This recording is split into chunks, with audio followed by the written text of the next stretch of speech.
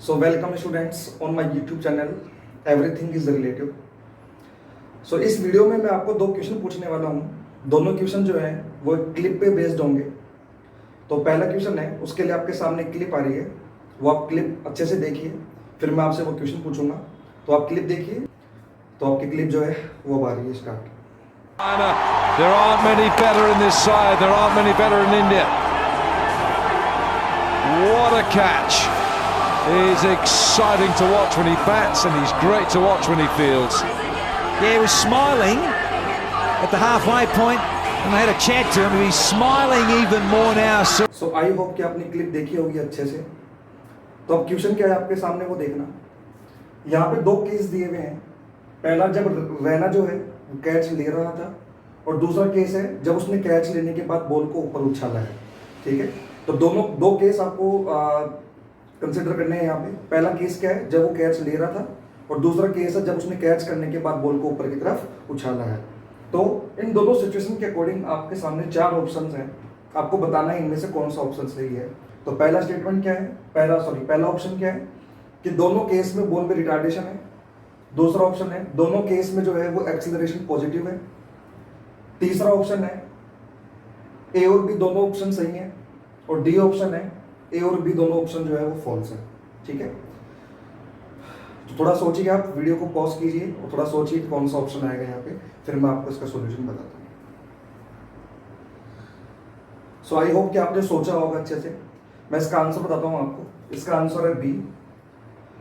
दोनों केस में जो एक्सेलरेशन है वो पॉजिटिव है।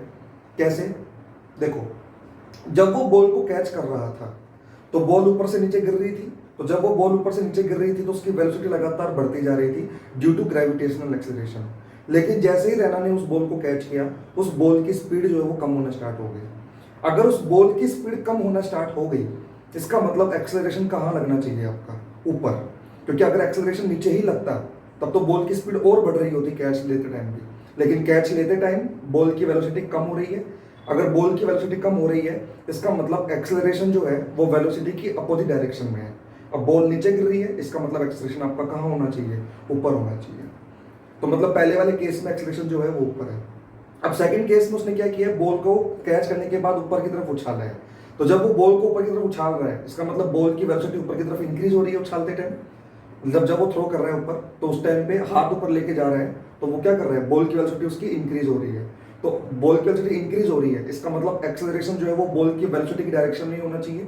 तो बॉल उसने ऊपर फेंकी है और आपका जो वेलोसिटी है वो ऊपर हो गई, तो एक्सेलरेशन भी ऊपर ही होना चाहिए, तभी तो उसकी वेलोसिटी इंक्रीज हो रही है। इसका मतलब दोनों ही केस में एक्सेलरेशन जो है वो ऊपर है, और जो अपवर्ड डायरेक्शन है उसको जनरली हम क्या मानते हैं, पॉजिटिव। इसका मतलब दोनों केस में जो आपका एक्सेलरेशन है वो पॉजिटिव है। चलो ठीक है, अब सेकंड क्वेश्चन के लिए आपके सामने एक और क्लिप आ रही है, उस क्लिप को ध्यान से देखिएगा, फिर मैं आपसे उस क्लिप पे क्वेश्चन पूछूंगा। Everybody up today. The Supporters hundreds in England have come at number 4, one against Kenya in the World Cup. This is first against England here. Now he's decided. We've seen the spot, so converting the Yorker into a half volley. There it is. सो आपने clip को देखा होगा अच्छे से। अब उस clip के ऊपर मैं आपसे क्वेश्चन पूछ रहा हूँ। एक्चुअली ये मैच है इंडिया वर्सेस इंग्लैंड में हुआ था 2002 में, नेटवेस्ट सीरीज का। ठीक है, रिवर साइड ग्राउंड में ये मैच हुआ था। खैर उन सब चीज़ों से लेना देना नहीं है। एक्चुअली सचिन ने शॉट मारा है, हेलीकॉप्टर शॉट मारा है यहाँ पे। जिस डायरेक्शन में शॉट मारा गया है, उस डायरेक्शन में जो बाउंड्री है वो मान लो 70 मीटर की डिस्टेंस पे है। ठीक है, ये अज्यूम करते हुए चल रहा है कि बाउंड्री जो है वो 70 मीटर की डिस्टेंस पे है, और एयर ड्रैग मतलब एयर का जो रेजिस्टेंस है उसको आपको नेग्लिजिबल लेके चलना है, और ये अज्यूम करना है कि बॉल को जो है वो ग्राउंड से ही हिट किया गया है। मतलब जहां से बॉल को हिट किया गया है वो वाला जो पॉइंट है वो आपको अज्यूम करना है कि लगभग ग्राउंड पे ही है। मतलब आपको जैसे यहाँ पे बॉल को जब हिट करेंगे तो बॉल कौन सा मोशन करेगी, प्रोजेक्टाइल मोशन करेगी। तो आपको बेसिकली यही अज्यूम करना है कि बॉल जो प्रोजेक्टाइल मोशन स्टार्ट कर रही है वो ग्राउंड से ही कर रही है। ये आपको अज्यूम करते हुए चलना है यहाँ पे। ठीक है, अब क्वेश्चन क्या है वो ध्यान से सुनना। क्वेश्चन ये है कि बॉल हिट होने के बाद, मतलब बैट से हिट होने के बाद जो बॉल गई है वो मान लो 25 मीटर पर सेकंड की स्पीड से गई है, और जिस एंगल पे हिट किया गया है वो एंगल मान लो 30 डिग्री का एंगल है। मतलब जिस एंगल पे वो बॉल गई है वो मान लो 30 डिग्री के एंगल पे गई है, और कितनी स्पीड से गई है, 25 मीटर पर सेकंड की स्पीड से गई है। तो आपको यही बताना है क्या इस बॉल पे 6 लगेगा या नहीं लगेगा, मतलब सचिन ने इस बॉल पे 6 मारा है या नहीं। थोड़ा सोचिए, उसके बाद में मैं आपको बताता हूँ इसका सॉल्यूशन कैसे होगा। तो वीडियो पॉज करो, थोड़ा कैलकुलेट करो आप, फिर मैं बताता हूँ। सो आई होप कि आपने सॉल्व किया होगा इसको। तो देखो 6 लगेगा कि नहीं लगेगा वो इस बात पे डिपेंड करेगा कि बॉल की जो रेंज है वो 70 मीटर से बड़ी है या उसके बराबर है या उससे छोटी है। अगर बॉल की रेंज जो है वो 70 मीटर से छोटी हुई तो 6 नहीं लगेगा।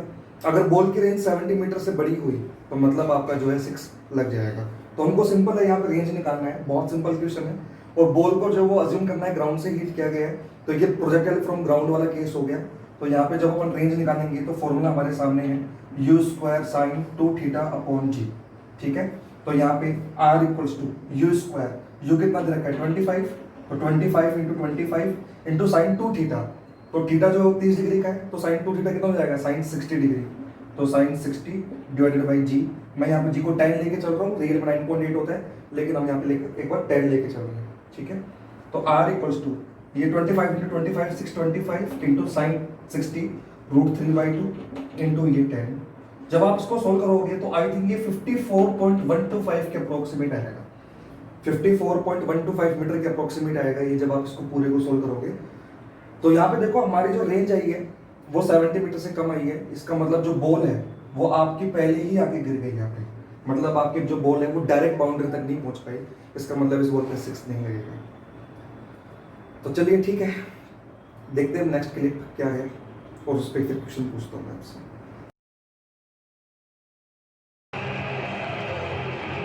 Sachin Tendulkar's second 50 came in just 3rd or 4 deliveries. We've seen the spot. He was waiting for the ball to be pitched in the right direction as well. That's exactly what Kirtley has done. He's gone onto the back foot, anticipating the Yorker. So converting the Yorker into a half volley. There it is.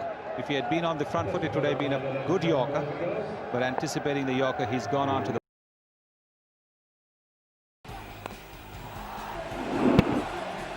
There's the helicopter shot that is MS Dhoni known for. So I hope कि आपने clip को अच्छे से देखा होगा। इस बार जो है अगेन बैट्समैन जो सचिन है। इस बार जो मैच है वो 2011 आईपीएल का मैच है, Mumbai Indians versus Kochi Tuskers का शायद ये मैच था। वानखेड़े स्टेडियम में ये मैच हुआ था। खैर छोड़ो, इन सब चीज़ों से कोई लेना देना नहीं है क्वेश्चन में। क्वेश्चन क्या है वो सुनना। स्ट्रेट डायरेक्शन में जो है वो शॉट मारा है इस बार सचिन ने, आपने देखा है। मान लो ये जो जिस डायरेक्शन में बॉल गई है वहाँ से बाउंड्री जो है वो 70 मीटर पे है। जिस डायरेक्शन में बॉल गई है वहाँ से बाउंड्री कितने मीटर की डिस्टेंस पे है, 70 मीटर की डिस्टेंस पे है। एयर ड्रैग जो है वो आपको नेग्लिजिबल लेना है। बॉल को हिट किया है मान लो 30 मीटर पर सेकंड से, और किस एंगल पे बॉल को हिट किया है 53 डिग्री के एंगल पे हॉरिजॉन्टल से, ठीक है। लेकिन यहाँ पे एक चीज और है, अब की बार बॉल को जो हिट किया गया है वो हिट करने वाला जो पॉइंट है, मतलब जिस जहाँ से बॉल जो है वो उठी है, मतलब बैट से कनेक्ट टच होने के बाद, वो आपका ग्राउंड से नहीं है, वो आपकी बार ग्राउंड से 1 मीटर की हाइट पर है। मतलब बॉल को जहाँ से हिट किया गया है वो आपका ग्राउंड से 1 मीटर की हाइट पर है, ठीक है। तो वो हाइट मान लो आपकी 1 मीटर है जहाँ से बॉल को हिट किया गया है। अब आपको बताना है इस केस में कि क्या इस बार 6 लगेगा या नहीं लगेगा, ठीक है। तो क्वेश्चन समझ में आ रहा है आपको क्या है कि बॉल जो गई है वो 30 मीटर पर सेकंड की स्पीड से गई है, 53 डिग्री के एंगल पे हिट किया गया है, और बॉल को ये अज्यूम करना है आपको कि 1 मीटर की हाइट से बॉल को हिट करके भेजा गया है ग्राउंड से, और एयर ड्रैग जो है नेग्लिजिबल है। तो देखना है आपको 6 लगेगा कि नहीं लगेगा। तो लास्ट क्लिप में तो नहीं लगा था 6, इस बार देखते हैं 6 लगेगा कि नहीं लगेगा, ठीक है। थोड़ा वीडियो को पॉज कीजिए, थोड़ा सा कैलकुलेशन कीजिए, फिर मैं आपको बताता हूँ इसका सॉल्यूशन कैसे होगा। सो आई होप कि आपने सॉल्व किया होगा। तो चलिए देखते हैं, मैं एक बार इस डायग्राम को रफ कर देता हूँ। तो बॉल को जो हिट किया है आपकी बार वो कितने मीटर की हाइट से हिट किया है, 1 मीटर की हाइट से हिट किया है बॉल को, ठीक है। तो मान लो बॉल जो है वो ऐसे गई है, 30 मीटर पर सेकंड की स्पीड से गई है बॉल, और 53 डिग्री के एंगल पे गई है। तो अगर 53 डिग्री के एंगल पे बॉल गई है तो बॉल जो है वो प्रोजेक्टाइल मोशन कर रही होगी, कुछ ऐसे जाके गिरेगी, ठीक है। बॉल ऐसे इस पॉइंट पे जाके गिरेगी। अगर ये जो रेंज है बॉल की जो रेंज है, अगर ये 70 मीटर से बड़ी हुई तब तो 6 लगेगा, अगर ये जो रेंज है वो 70 मीटर से कम हुई तो 6 मतलब नहीं लगेगा। तो हम रेंज कैलकुलेट कर लेते हैं कि ये 70 से बड़ी आ रही है कि नहीं आ रही। तो रेंज कैसे कैलकुलेट करूंगा, उसके लिए पहले मेरे को ये चेक करना पड़ेगा कि इसको यहाँ तक गिरने में टाइम कितना लगेगा, और वो जो टाइम होगा वो टाइम ऑफ फ्लाइट के बराबर होगा। तो अगर आपको डायरेक्ट फॉर्मूला पता है रेंज का या फिर टाइम ऑफ फ्लाइट का प्रोजेक्टाइल फ्रॉम हाइट से, तो आप फॉर्मूले वैल्यू पुट कर सकते हो। लेकिन अगर आपको फॉर्मूला नहीं भी पता तो भी कोई दिक्कत नहीं है, हम इसको इक्वेशन ऑफ मोशन से आप इजीली कैलकुलेट कर सकते हो। तो देखिए कैसे अपन रेंज निकालेंगे इसकी। तो बॉल को हिट किया है 30 मीटर पर सेकंड से, तो एक्स डायरेक्शन में जो वेलोसिटी होगी वो होगी 30 cos 53। तो ये जो आपकी वैल्यू आएगी वो आएगी 18 मीटर पर सेकंड, ठीक है। तो मतलब एक्स डायरेक्शन में जो इनिशियल वेलोसिटी है वो है 18 मीटर पर सेकंड, और वाई डायरेक्शन में जो आएगी वो आएगी 30 sin 53। तो ये जो वैल्यू आएगी आपकी वो आएगी 24 मीटर पर सेकंड, ठीक है। तो वाई डायरेक्शन में initial velocity 24 metre per second है, एक्स डायरेक्शन में initial velocity 18 metre per second है, और इनिशियली जो बॉल है वो आपकी 1 मीटर की हाइट से गई है हिट, ठीक है। तो बॉल जब ग्राउंड पे गिरेगी तो टाइम ऑफ फ्लाइट अपन निकाल लेते हैं पहले कि कितना टाइम लगेगा उसको बॉल को गिरने में। तो बॉल जब गिरेगी ग्राउंड पे तो वाई डायरेक्शन में डिस्प्लेसमेंट कितना होगा, तो मैं देख रहा हूँ वाई डायरेक्शन, बॉल यहाँ से आई थी ग्राउंड पे गिरी है, तो वाई डायरेक्शन में कितना डिस्प्लेसमेंट हुआ है, तो मैं बोलूंगा वाई डायरेक्शन में जो डिस्प्लेसमेंट हुआ है इसका वो हुआ है -1 मीटर, क्योंकि नीचे आई है। तो मैं वाई डायरेक्शन में एक बार इक्वेशन लगा देता हूँ, sy = uyt + ½ AYt²। तो वाई डायरेक्शन में जो डिस्प्लेसमेंट है यहाँ पे वो है -1 मीटर, माइनस इसलिए ले रहा हूँ क्योंकि नेगेटिव डायरेक्शन में होगा, =uy कितना है अपने पास 24, uy कितना है हमारे पास 24, पॉजिटिव पर लूंगा क्योंकि अपवर्ड डायरेक्शन में velocity into t plus ½ ay। Y direction में कौन सा एक्सेलरेशन होगा, तो मैं बोलूंगा वाई डायरेक्शन में यहाँ पे ग्रेविटेशनल एक्सेलरेशन लग रहा होगा जो नीचे की तरफ लग रहा होगा, इसलिए मैं इसको लूंगा -10। मैं g को -10 लेके चल रहा हूँ इनटू t²। तो ये कितना हो जाएगा देखो, -1 = 24t - 5t²। जब इस थोड़ी सी इक्वेशन को थोड़ा सा एडजस्ट करूंगा मैं तो ये बन जाएगा 5t² - 24t - 1 = 0। ये एक इक्वेशन आ जाएगी क्वाड्रेटिक इक्वेशन जो है टाइम की। इसको आप सोल्व कर सकते हो इजीली -b + -√b² - 4ac/2a वाले फॉर्मूले से। तो जब आप इसको सोल्व करोगे तो टाइम की जो अप्रोक्सीमेट वैल्यू आएगी वो आएगी 4.82 सेकेंड। मतलब अप्रोक्सीमेट इतने टाइम बाद जो है बॉल जो है वो ग्राउंड पे जो है आके गिर जाएगी। तो टाइम ऑफ फ्लाइट जो आएगा वो 4.82 सेकेंड आएगा। ये मैं आप ही के ऊपर छोड़ रहा हूँ, आप इजीली इसको सोल्व कर सकते हो, क्वाड्रेटिक इक्वेशन है ये, ठीक है। तो इतने टाइम बाद जो है बॉल नीचे गिर जाएगी, तो इतने टाइम में बॉल कितना आगे आ जाएगी वही तो मेरी रेंज होगी। तो रेंज कैसे कैलकुलेट करूंगा देखो यहाँ पे, तो रेंज कैसे कैलकुलेट होगी देखो, रेंज का मतलब डिस्प्लेसमेंट इन एक्स डायरेक्शन। तो Sx बराबर क्या लगा रहा हूँ देखो, uxt + ½ AXt²। यहाँ पे x डायरेक्शन में तो कोई एक्सेलरेशन भी नहीं है, ना ही कोई रिटार्डेशन है, क्योंकि एयर ड्रैग तो हमारा नेग्लिजिबल था, तो ax तो हमारा वैसे ही 0 हो जाएगा। तो Sx = क्या बनेगा देखो, ux क्या है, velocity, initial velocity in x direction that is 18 metre per second. तो 18 × 4.82, ठीक है। जब आप इसको मल्टीप्लाई करोगे तो ये जो वैल्यू आपकी आएगी ये I think approximate 76 metre per second के आसपास आएगी। मैं इसको कैलकुलेट कर देता हूँ, ये वैल्यू जो आपकी आएगी 18 × 4.82, ये 86.76 आ रही है।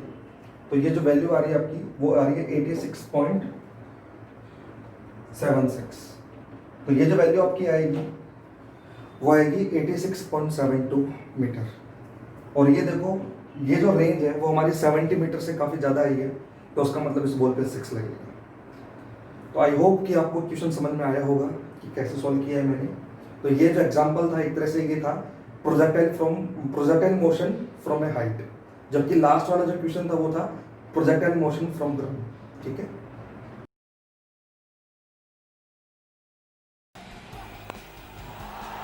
Six more. He's looking for that 100. There's the helicopter shot that is MS Dhoni known for. And here's a 6. And another helicopter. He's really taking a shine to MS Dhoni.